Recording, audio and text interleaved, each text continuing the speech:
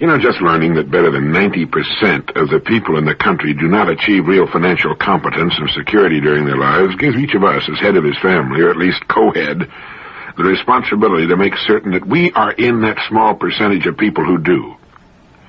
As George Bernard Shaw said one time, it is the duty of every man, the first duty of every man, is not to be poor.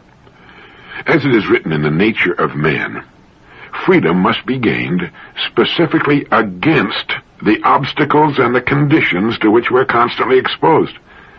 And, two, achieving financial security is an excellent exercise in creative imagination.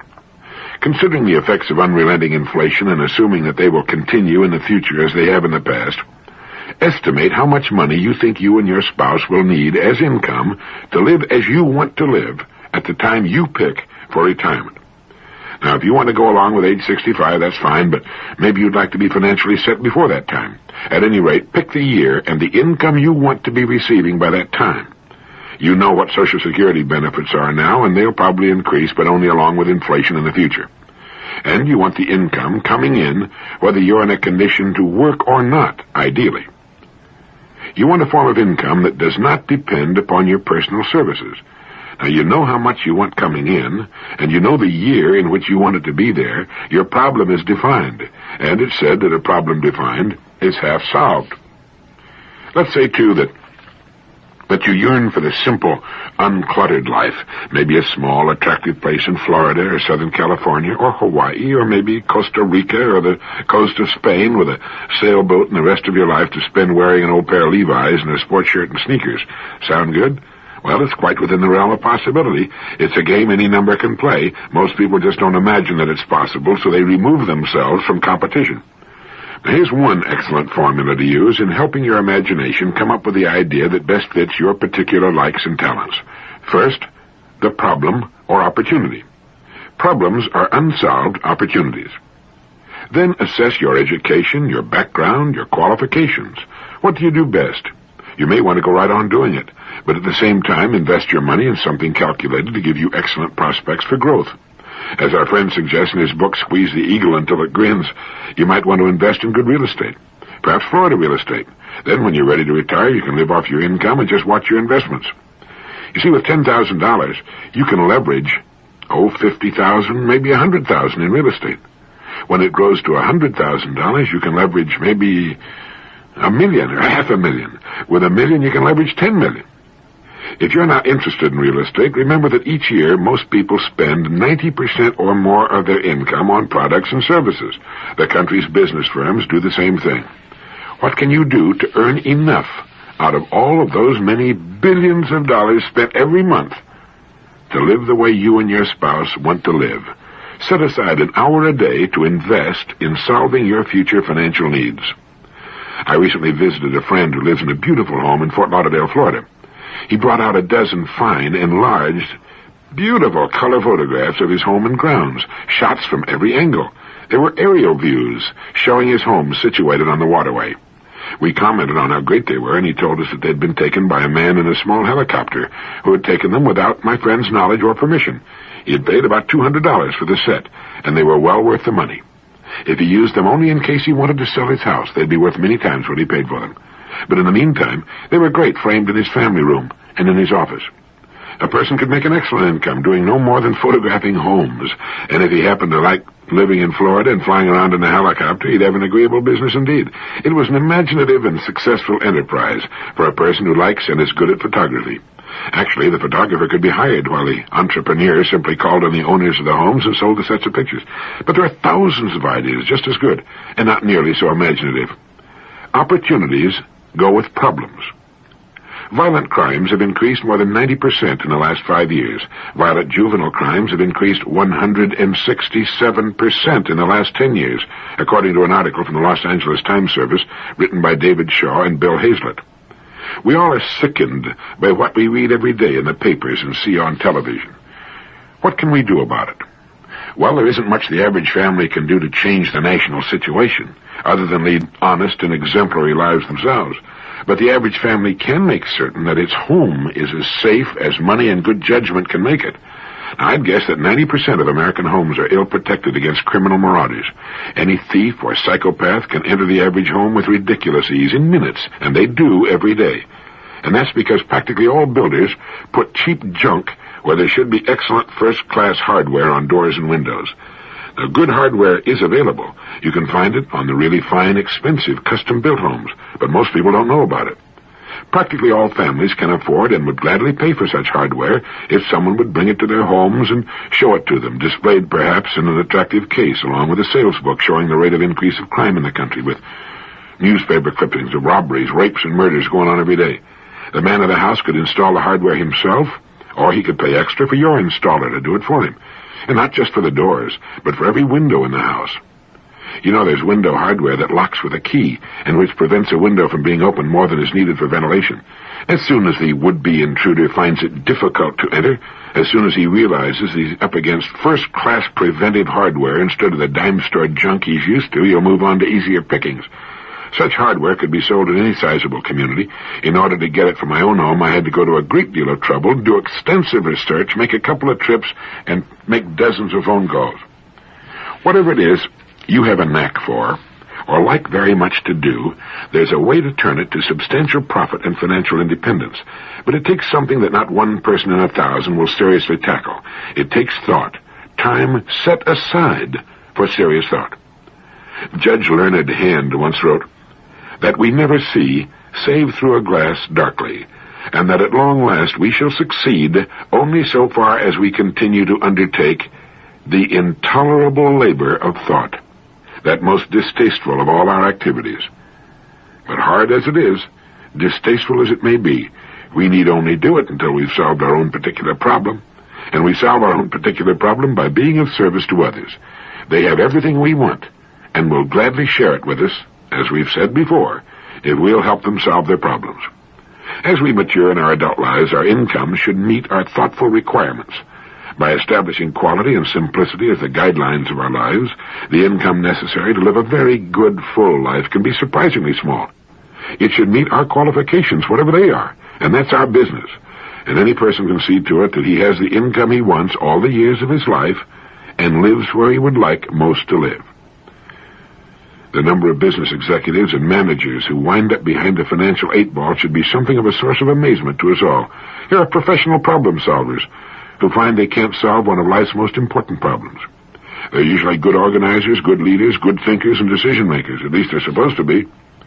And when they find themselves living marginal lives on incomes representing only the barest fraction of what they're used to, they should be able to come up with the appropriate answers to their problems. If necessary, they can organize an entirely new business firm, providing some sort of needed product or service. With their experience and training, with all that time on their hands, such an endeavor should have every chance of success. However, should it fail, they'll probably be no worse off than before, and they can try again. It will also give them something exciting to fill their time, keep them in the swim of things. You know, Henry Ford was pushing 50 when he got started in the automobile business. A friend of mine started a brand new company when he was 65 and watched it grow during his lifetime to a $300 million a year institution. In fact, following retirement, it's quite possible for a person to do much better than he did during his regular working career. Today, millions live in cramped, crowded, crime-ridden, polluted cities only because of habit and the failure to use their imaginations. You'll hear people say, but what if everybody suddenly pulled up stakes and took off to some sunny, agreeable place to live? That's a ridiculous comment. The fact is that not everybody will. Everybody can, but everybody won't. If more people would, we'd see a more rapid decentralization of industry and a resulting better distribution of what's now a fairly stable population. The big, ugly cities grew on old trade routes at a time when transportation was limited to water and surface, mostly wagon and then rail transportation. Today, with air and truck transportation what it is, only a few major heavy industries remain near deepwater ports and near supplies of cheap fuel for power. The best estimates today indicate that all known reserves of fossil fuels will be depleted in 150 years. With the fusion process now only a matter of time, and with the deuterium supplies and seawater good for at least 1 billion years at a fraction of the present cost of coal and oil, and with practically no dangerous waste products, we're on the brink of a world revolution of ample power for all of the world's peoples. Moreover, with decentralization of our population away from the crowded cities, we live on 2% of the land, most of us, the industries and businesses which remain can transform those cities into clean, beautiful places in which to live. If you're interested in what can be done to make ugly cities beautiful, send for a marvelous lecture by Victor Gruen entitled Downfall and Rebirth of City Cores on Both Sides of the Atlantic. Gruen has a plan for redeveloping cities that won him the prize for architecture of the city of Vienna. He says on both sides of the Atlantic, and in fact in all nations of the world, we're presently hell-bent on destroying the environmental qualities of our cities, on spreading them out endlessly into thinly populated suburban regions, and in doing so, destroying every chance for vital, dynamic, multifunctional, meaningful centers. We have succeeded in making the urban environment unlivable and unworkable. We've converted suburban regions into ghettos of sterility and boredom, and in the process, we've destroyed millions of acres of prime agricultural land and natural landscape. He quotes an article which appeared in the New York Times in May of '71, in which a Mr. Eugene Raskin suggested that any effort to improve the functioning of city cores, such as Manhattan, is comparable to the act of beating a dead horse. He said, they are physically obsolete, financially unworkable, crime-ridden, garbage-strewn, polluted, torn by racial conflicts, wallowing in welfare, unemployment, despair, and official corruption. As they exist at present, they are unsalvageable, destined to join the dinosaur and deserved extinction. Urban planners and others who come up with temporary patchwork schemes and gimmicks to keep the cities going another year or two or three are as pathetic as the officers of the Titanic charting tomorrow's course while the water rises above their ears. Those who live in big city areas, who are in good financial situations, make tremendous sacrifices. They have to tolerate unbreathable air, undrinkable water, involuntary waste of time, public insecurity, filthy streets, and a complete severance of any contact with the expressions of nature, and fear for their lives and property. Yet in 10 years' time, it is now forecast that 73% of the total population will live in large cities or their environs. The number of cities with over 1 million inhabitants grows every year and now amounts to a total of 131. The number of those which have populations of between 5 and 10 million is impressive. On the basis of quantitative criteria, the city has never been so successful in the entire history of mankind. On the basis of qualitative criteria, however, the cities of our time are a disastrous failure. No wonder, then, Victor Gruen writes, that everybody wants to escape the densely built-up core areas. The mass use of the automobile, growing incomes, shortened working hours, and extended leisure time encourage the mass flight and make it possible. But just because it is a mass flight, it is also a futile one. Those who want to settle in the lovely countryside must find out, much to their bewilderment, that once the hundreds of thousands of others who are also filled with the same desire have settled, there is no lovely countryside left. And Victor Gruen goes on to point out how city cores can be redeveloped, and the countryside can remain beautiful. You can get his entire lecture by just sending $1 to the Victor Gruen Foundation for Environmental Planning, 315 North Beverly Glen Boulevard, Los Angeles, California, 90024. But our remaining in such environments will not help them. As Lewis Mumford suggested, each one of us, as long as life stirs in him, may play a part in extricating himself from the power system by asserting his primacy as a person in quiet acts of mental or physical withdrawal. We can beat the problem through that most distasteful of all our activities, the intolerable labor of thought. Thinking with a definite purpose is or should be different from random casual thinking. When you're trying to solve a specific problem, the mind and its largely mysterious powers must be disciplined, directed. During the hour you set aside for thinking, have your major goal before you, written at the top of the page of a sheet of paper. Now the mind has to cease its idle playing in the fields and get into harness and go to work. It must come up with possible solutions to the problem before it. It is the transfer agent that must deliver us from where we are to where we've decided we want to be. That may not involve a physical move from one point to another, or it well may. Researchers at UCLA found that for all practical purposes, it appears that the reach of the mind is infinite. And when they say the mind, they're talking about yours and mine.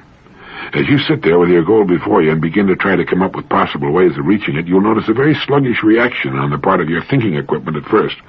Creative people are familiar with this phenomenon. Like a child resting or at play, the mind resents being called to task and responds sluggishly like oil in sub-zero weather. Usually when it acts that way, most people simply let it go back to sleep. It has learned through many years of inactivity that hard work is not a part of life at all. Here it's important that you stay with it. Like doing push-ups for the first time, not much happens, and the results are disappointing, if not embarrassing. But daily effort soon finds us doing with ease what was at first difficult and awkward. Write down any thoughts the mind passes along. Do not be discouraged, no matter how trivial your first efforts may be, if you haven't done this before. You're prospecting an exceedingly rich soil, and it may come up with a strike the first time out. It isn't likely, but stay alert and examine with great care the ideas produced by your first sessions. Sometimes an idea which appears worthless at first can be turned around or inside out or combined with another idea to form a winner. Just as important as the ideas produced by these first sessions is the extremely important function you're performing. Each day, as you look at your goal and begin your disciplined thinking, you're placing the idea of your goal in your subconscious mind. Like the incredibly rich soil it is, it accepts the idea as a seed. Planting the seed once at a single session will probably not plant the seed deep enough or guarantee its germination. The seed must be planted again and again before germination takes place and it begins to grow in the subconscious mind. And while you're trying to pull ideas out of the top of your mind, a far greater wisdom is going to work below the surface. These think sessions accomplish two important jobs. One, they force the mind into disciplined control and form the habit of disciplined thought, and produce ideas, some of which may be very good. And two, they plant the seed of your goal deep into your subconscious mind and cause it to germinate and take root. It's the second function that will virtually guarantee you're reaching your goal. You may later rue the day, but reach your goal you will. As someone has said, be choosy what it is you set your heart upon, for if you want it strongly enough, you'll get it. Here it all hinges on the wisdom and maturity of our decisions. Then, forcing the mind to think and come up with answers for a definite period of time every day sets the great subterranean forces to work. And they'll go on working all day while you're doing other things and all night long while you're sleeping. That's how you get the real hidden power of your mind and imagination to work.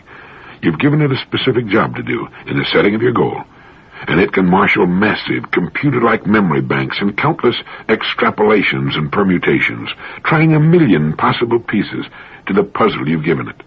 And at the same time, another very subtle action is taking place. You're changing. Subtle shifts in your personality and attitudes, your manner, your whole being are underway as you're being readied for the accomplishment of your goal. And as you think about the goal you're working toward, it moves farther and farther into the realm of possibility. Gradually, instead of being what might at first have seemed like a little wild daydream, it begins to make more and more sense.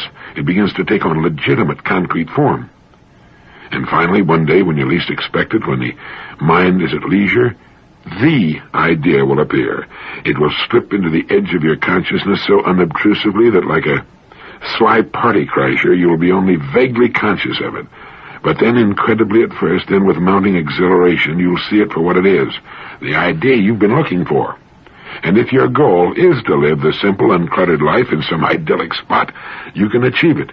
You can have your cake, and you can eat it too. You can, through the use of your imagination, do what you want to do, where you want to do it. You are under no constraint other than habit and self-doubt to suffer in one part of your life for success in another part. You can succeed in all parts. For those who are not ready to begin uncomplicating their lives, there are 1,000,000 things calling for attention, opportunities everywhere. Every listing in the yellow pages of the telephone directory represents a business opportunity because not one of the businesses listed is being operated as well as it can be, as it may one day be operated. At the same time, let's remember those worthwhile guidelines, quality and simplicity.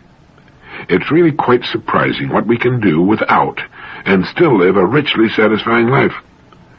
We've been engaged for some time now in a national debauch of senseless consumerism in this country. Just as we eat twice what we need for good health, we often purchase twice what we need in the way of things which end by owning us, tying us down, worrying us as we try to maintain or keep from losing them in one way or another. I think what we're seeking is freedom. Freedom from things, as well as the opinions of others. It's amazing how people love to complicate their lives. Several years ago, a friend of mine played a trick on his wife that changed her life and his too. Over the years, his wife had formed the habit, and it's an easy one to form for a man or a woman, of shouting at the children in the morning as she tried to herd them off to school. She screamed at them to get up and get dressed, to come to breakfast, to get ready for school, to catch the bus. It was a scene no doubt duplicated in thousands, perhaps millions of homes every morning. But it left my friend John, his wife, and the children pretty badly shaken every morning, with nerves jangling and a great desire to get as far from that house as possible in the shortest possible time. Each morning, John found himself heaving a sigh of relief as he left the wild confusion and noise of his home for the relative quiet of the drive to the office. And on one such drive, he got an idea that he felt might help subdue somewhat the nerve-shattering cacophony of his mornings. So the next morning, without his wife's knowledge, John hid a tape recorder and microphone in the kitchen with the volume turned up. All through the frenetic tableau of shouting and imprecations, the silent machine recorded every word, every sound. Then, when the children had gone off and his wife was sitting limply in her chair with a cup of coffee, getting her breath back from her morning drill master duties, John played it back to her. For a few moments, his wife looked at him in curious amazement.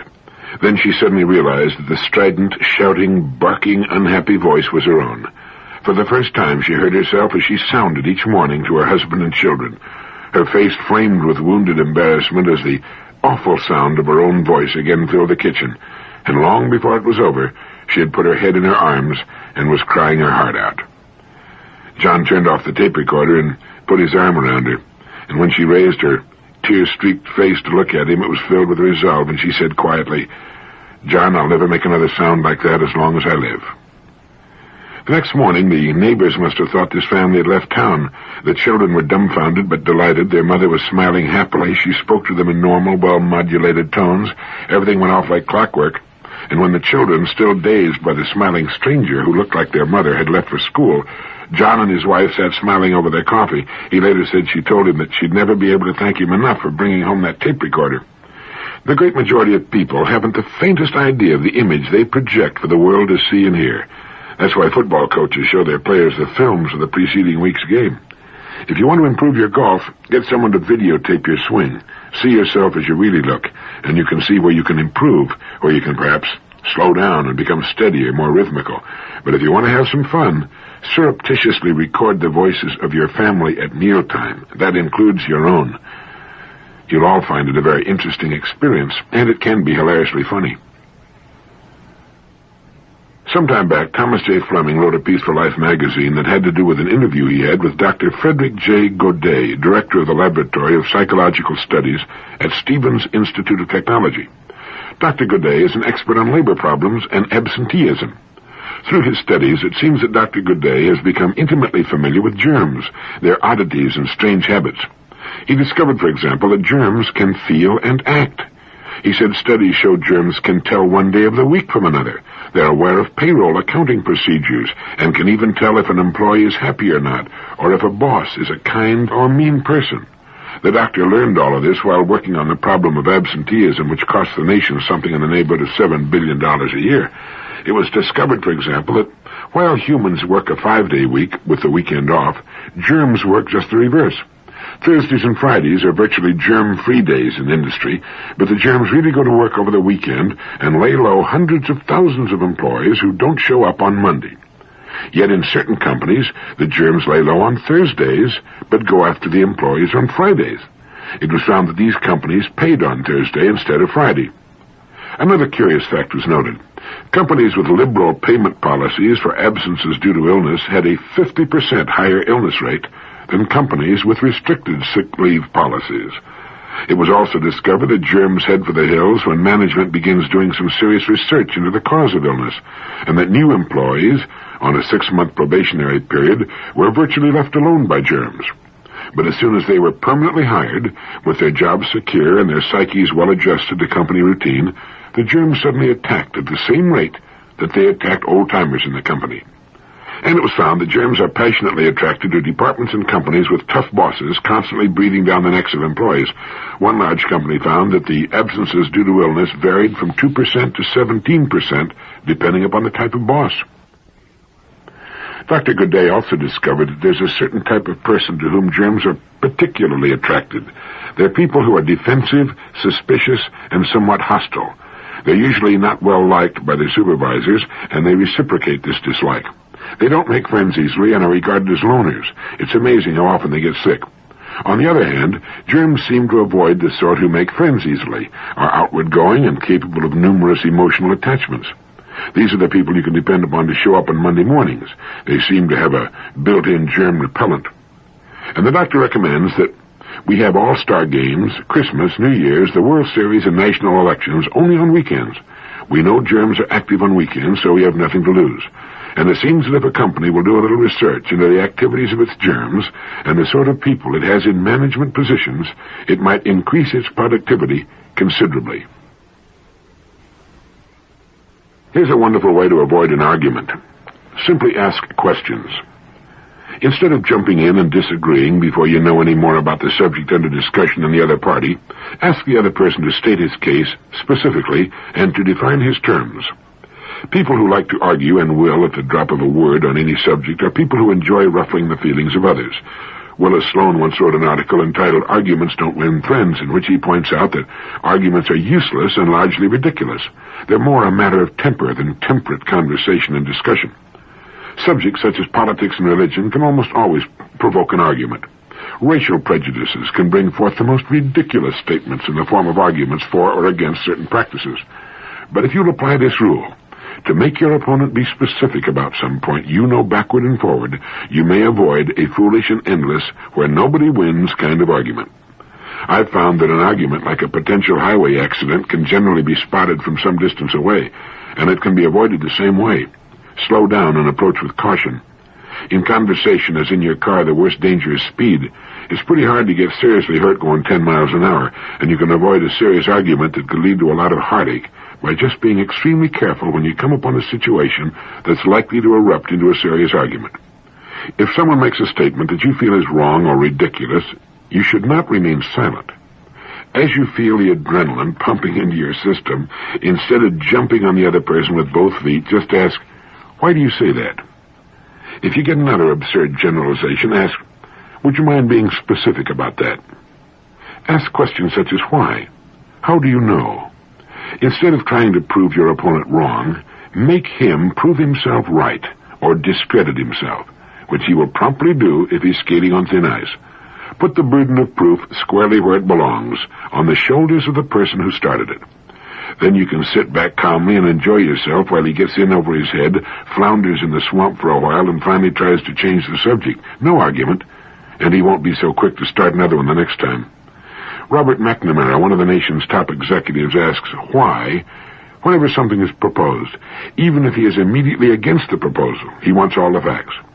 Perhaps he's been wrong about it, and if he's right, he forces the person making the proposal to prove its merits.